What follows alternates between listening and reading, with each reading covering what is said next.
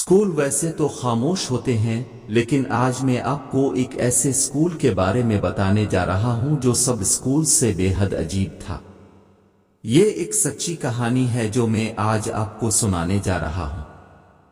तो कहानी शुरू करने से पहले मैं आपको अपना तारुफ कराता चिल्लों के एक प्राइवेट स्कूल टीचर हूं और काफी स्कूल्स में पढ़ा चुका हूं। ये स्कूल मेरे लिए नया था। पुराने स्कूल को अलविदा कहकर ये स्कूल ज्वाइन किया था।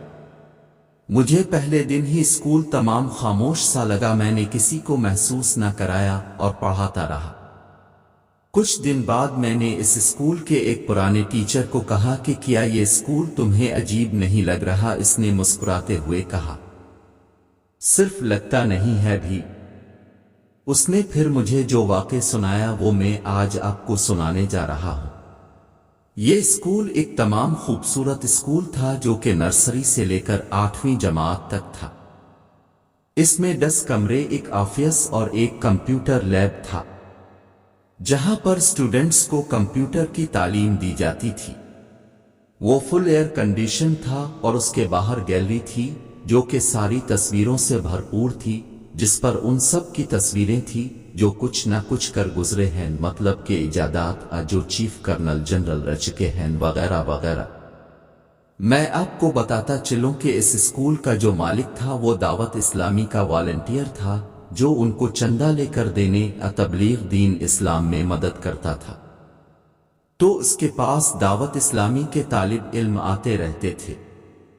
एक मर्तबा उनके पास एक तालिब इल्म तबलीग के हवाले से आया जिसको वापस जाने में देर हो गई। तो स्कूल के मालिक ने इसको कहा कि आपको बेहद देर हो चुकी है, आप आज रात हमारे स्कूल में गुजारें और कल सुबह होते ही वापस चले जाएं।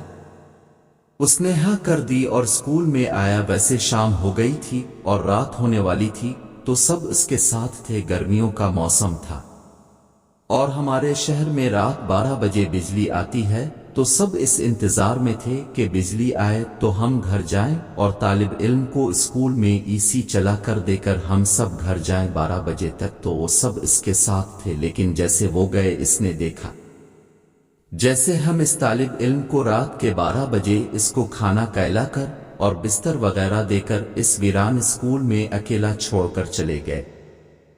क्योंकि स्कूल हमारे घर से थोड़ा ही दूर वाक़ था, तो हम इसको कहकर गए थे अगर कोई भी जरूरत हो तो फोन करके बता दीजिएगा।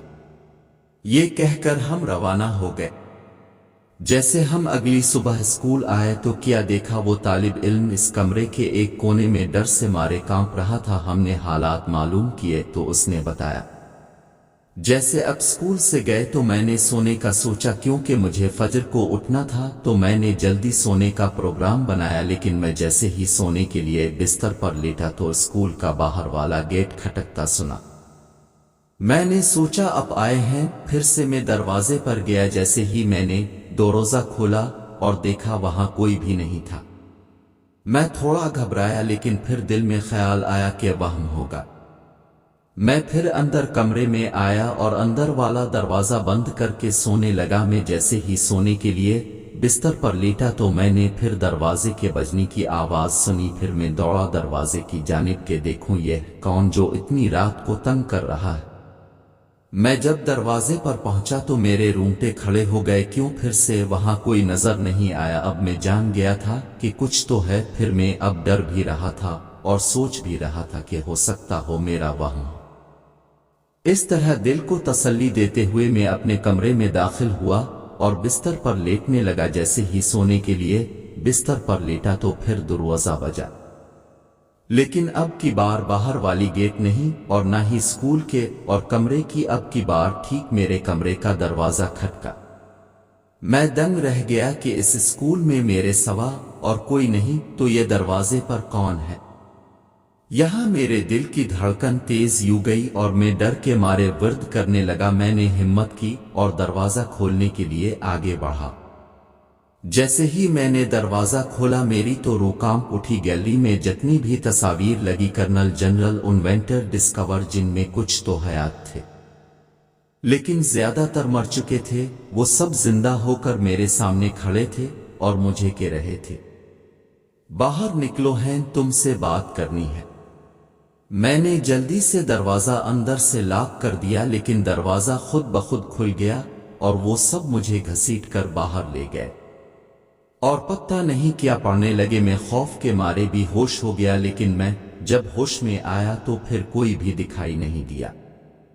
میں نے اپنا موبائل بے حد تلاش کیا لیکن نہ ملا۔ پھر جب صبح سورج طلوع ہونے کے بعد میں باہر نکلا تو وہ صحن میں گرا ہوا ملا۔ مجھ پر اس قدر خوف طاری ہو چکا تھا کہ پوری رات ایک کونے میں بیٹھ کر گرز دی اور وہاں سے ہلنے تک کی ہمت نہ تھی، اور اب بس یہ انتظار تھا کہ کب صبح ہو اور کب میں اس اسکول سے نکلوں۔